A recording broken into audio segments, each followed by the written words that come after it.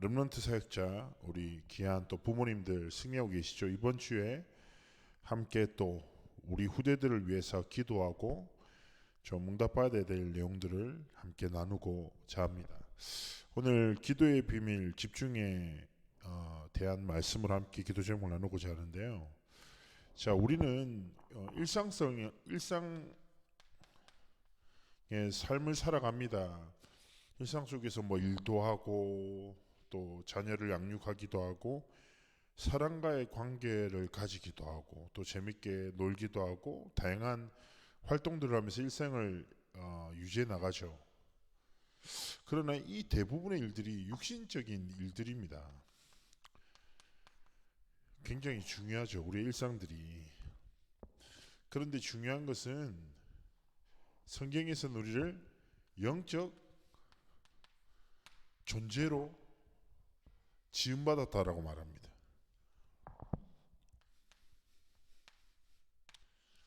자, 영적 존재라 이 말은 창세기 1장 27절 28절에 하나님의 형상과 하나님의 목적으로 지음받은 하나님의 사람들이다.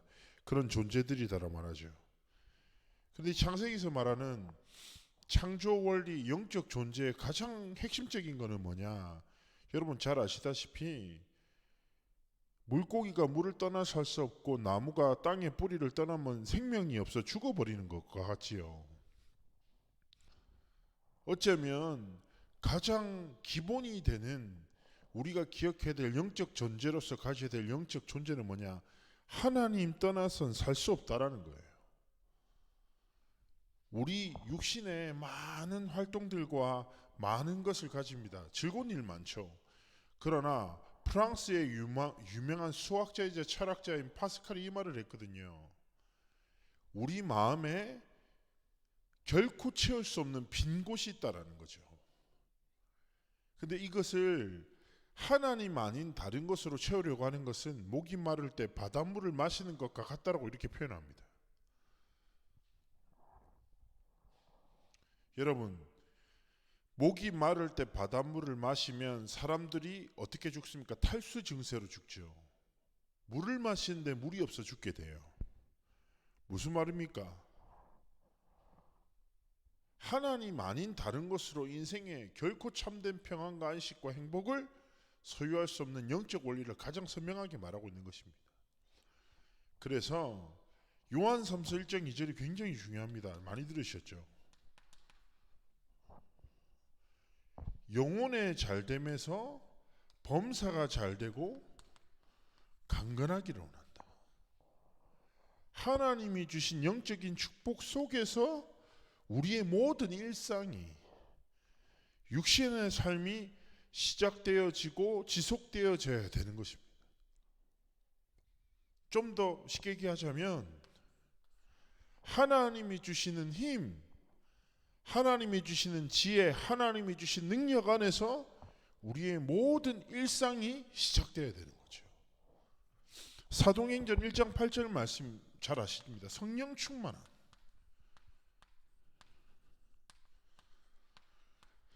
저는 어떤 목사님이 성령 충만함을 이렇게 표현하시더라고요. 되게 제가 많이 와닿았습니다. 뭐라고 하냐? 성령 충만함이라는 것은 뭔가 특별한 대단한 힘과 능력이 아니야.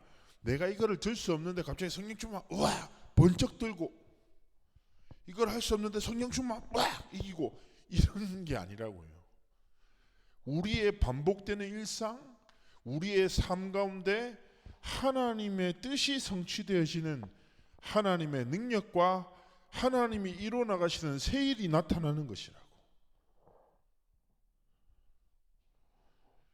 그래서 우리의 삶에서 가장 중요한 시작, 그리고 우리 삶의 가장 중요한 기초와 기본, 뿌리가 뭐요? 하나님이 주시는 영적 축복. 우리가 영적 존재라는 사실을 알고 우리의 모든 일상과 육신의 행위와 방향과 목적이 뭐요? 하나님이 진짜 원하시는 언약의 길을 걷도록. 그래서 스티븐 코비라는 사람이 성공하는 사람의 7가지 습관이라는 책을 옛날에 썼잖아요. 그 첫 번째가 뭡니까? 가장 소중한 것을 먼저 해라. 가장 소중한 것이 뭐예요? 우리의 생명과 영혼의 주관자 되시고 주인 되시는 하나님의 은혜 안에서 우리의 모든 범사와 강건함이 나타나도록 이 우선순위를, 중요한 영적인 원리들을 빼앗기시면 안 돼요. 그런데 눈에 보이지 않는 사단은요, 우리를 끊없이 영적인 존재라는 사실을 망각한 채 육신적인 것만 쫓게 만들어요. 자, 육신 것을 계속 쫓죠. 육신적인 것만 계속 바라보죠. 그러니까 즉 말해서 렘넌트가 이런 말 해요, 저한테.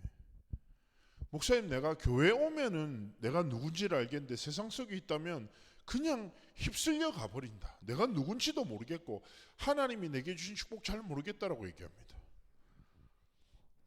자, 육신적인 것을 계속 나도 모르게 집착하고 쫓다 보면 첫 번째 분열이 나타나요. 분열이 뭡니까? 찢어져서 나누어졌다. 무슨 말이에요? 방향을 잃어버리는 거예요.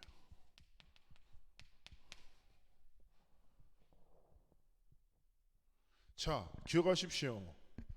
하나님은 우리를 영적 존재로 주셨고 영적인 축복과 신분과 권세 안에서 모든 삶을 살아가기 원하시는데, 사단은 육신, 눈에 보이는 것, 창세기 3장, 6장, 11장에 완전히 사로잡혀서 눈에 보이는 것을 계속 쫓다가 뭐예요?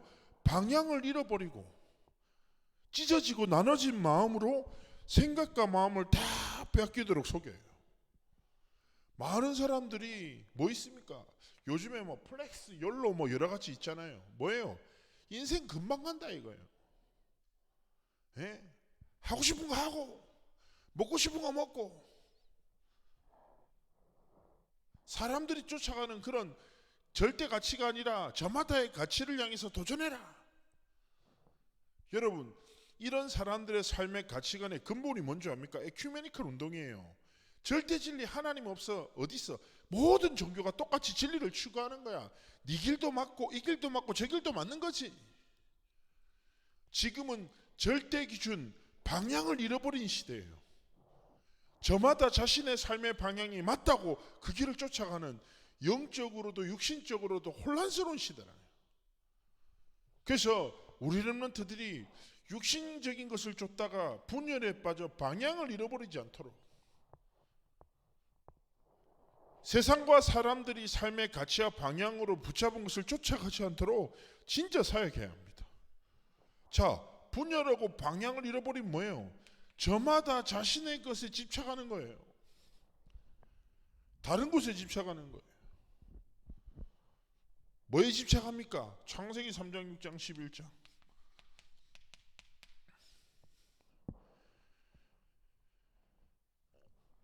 자신도 모르게.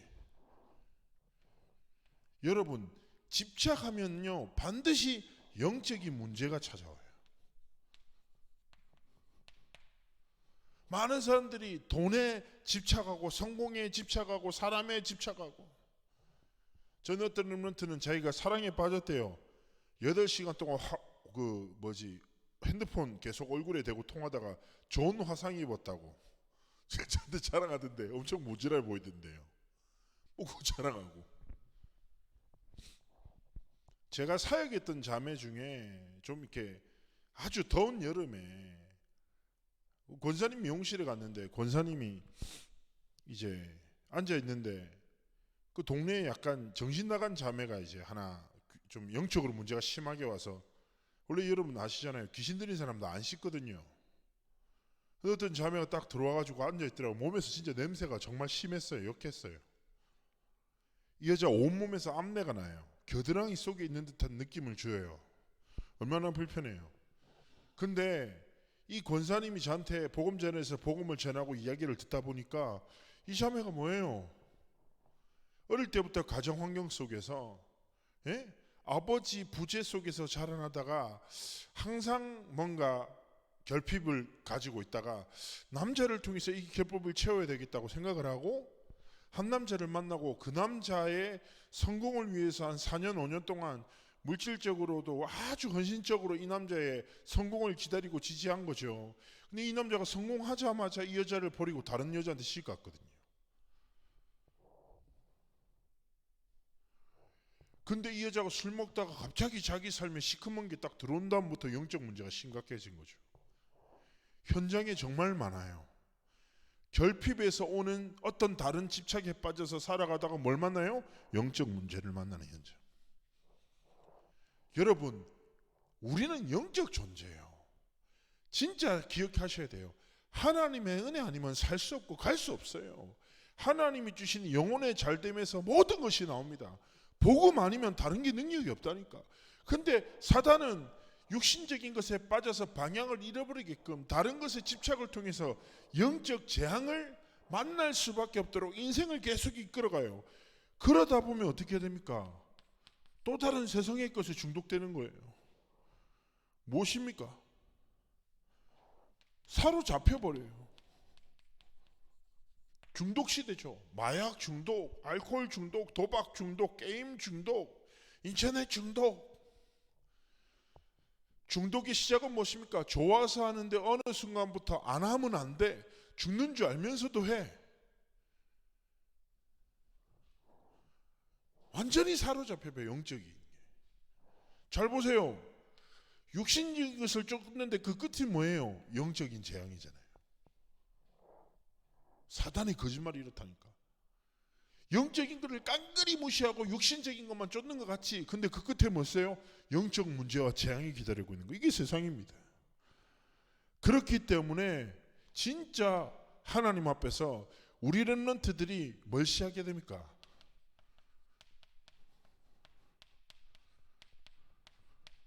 진짜 나를 살리는 기도를 시작해야 돼요. 첫 번째입니다. 이 육신적인 사단의 재앙을 막는 첫 번째 기도가 무엇입니까? 감사예요, 감사. 여러분, 사단은 끝없는 거짓말과 불신앙의 씨앗을 통해서 우리에게 두 마음 세 마음을 줍니다. 하나님의 주권 앞에서 진짜 감사회복하죠. 모든 불신앙과 재앙과 사단의 권세가 무너져요. 언제 원내스 됩니까? 감사회복할 때예요. 가정도 그렇고 교회도 그렇고 공동체도 언제 원내스 돼요? 진짜 감사회복할 때. 저는 잊지 못할 일이 있습니다. 전에 뭐 어떤 부산 핵심 렘넌트 핵심을 시작하는데 이런저런 뭐 목사님들의 다양한 의견들이 있고 갈등이 생기고 되게 어수선한 분위기가 되고 막 나중에는 삭막한 분위기가 되고 있는데 한 목사님이 딱 이런 얘기 하시는 거예요. 뭐 그리 말이 많냐? 복음 외에 다른 이유가 어딨냐? 복음이면 충분하지 않냐? 복음 주신 하나님께 감사하지 않냐? 우리 진짜 뭐 할래? 렘넌트 운동하자. 이렇게 딱 고백하는 거예요. 하나님 앞에서 감사를 회복한 신앙 고백 앞에 그 자리에 있었던 모든 불신앙이 완전 떠나가는 모습을 봤습니다. 여러분, 나를 살리는 기도의 시작이 뭐라고요? 만남 속에서, 섬기는 교회 공동체 속에서, 부서 속에서 예배 모든 순간에 뭐예요? 감사하십시오. 감사할 때 뭐예요? 여러분이 있는 그곳에 하나님이 주시는 원네스의 응답이 시작될 것입니다. 이것 붙잡고 우리가 진짜 나를 살리는 기도가 무엇입니까? 사람의 말이 아닙니다. 하나님의 말씀. 그 흐름.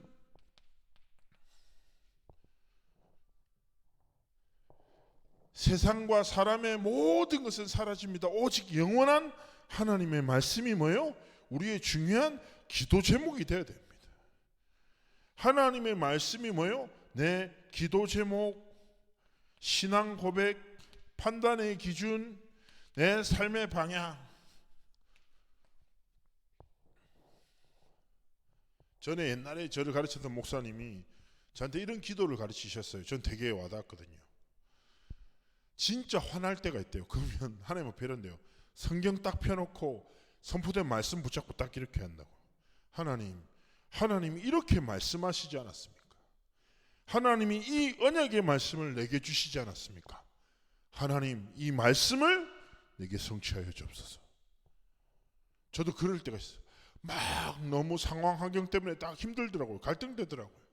불신앙 막 생겨요. 그때 저는 상황을 믿지 않고 사람을 믿지 않고 내 상식을 믿지 않고 뭐예요? 말씀 믿고 고백했어요. 하나님, 상황이 사람이 내 생각을 사로잡습니다. 하나님, 오직 하나님의 말씀이 내 모든 것 되게 앞서서 하나님의 진짜 말씀의 성취가 내 모든 인생의 길이 되게 해달라고. 나를 살리는 기도, 이거 붙잡고 뭐예요? 집중을 시작해야 돼요. 집중은 무엇입니까? 두 가지입니다. 하나님이 내게 주신 것에 집중하는 것. 두 번째 뭐예요? 하나님이 내게 원하시는 것에 집중하는 것. 우리 렘넌트들이 이것 가지고 어디서 이걸 찾습니까? 말씀의 흐름 속에서요. 진짜 우리 렘넌트 삶의 후대들의 삶의 기준이 뭐예요? 하나님이 내게 주신 것과 하나님이 내게 원하시는 것을 놓치지 않고 붙잡고 살아가는 거예요. 이게 뭐 해야 돼요? 선택해야 돼요. 우리 렘넌트들한테 이 언약 전달해 주셔야 됩니다. 렘넌트들이 인생의 길을 걸어가요. 자신의 한계를 만나요. 육신적인 많은 갈등 속에 빠져요. 그때 뭐예요? 하나님의 복음에 감사하고 사람의 말에 마음을 빼앗기고 상황의 생각을 빼앗기는 것이 아니라 말씀의 흐름 앞에서 뭐예요? 하나님이 주신 것과 원하시는 것에 집중할 때 하나님이 우리 삶에 뭐 하십니까? 역사 시작하시는 거죠. 자, 치유 서밋 237 우리가 계속 말씀 듣잖아요. 많은 사람들이 그렇게 생각합니다. 하나님의 말씀은 말씀이고 난 나야. 하나님의 말씀은 완전하지만 난 불완전해. 하나님의 말씀은 확실하지만 난 불확실해. 잘 믿지 않아요. 사도행전 1장 8절 집에 상마다 있고 벽마다 있고 책상 위에 있습니다. 가장 많이 알지만 가장 믿지 않아요. 뭘 믿고 살아요? 육신적인 것을 믿고 삽니다. 갈라디아서 1장 10절 이게 우리의 고백이 돼요. 내가 사람에게 좋게 하랴 하나님께 좋게 하랴. 내가 사람의 기쁨을 구하는 자였더라면 그리스도의 종이 아니니라.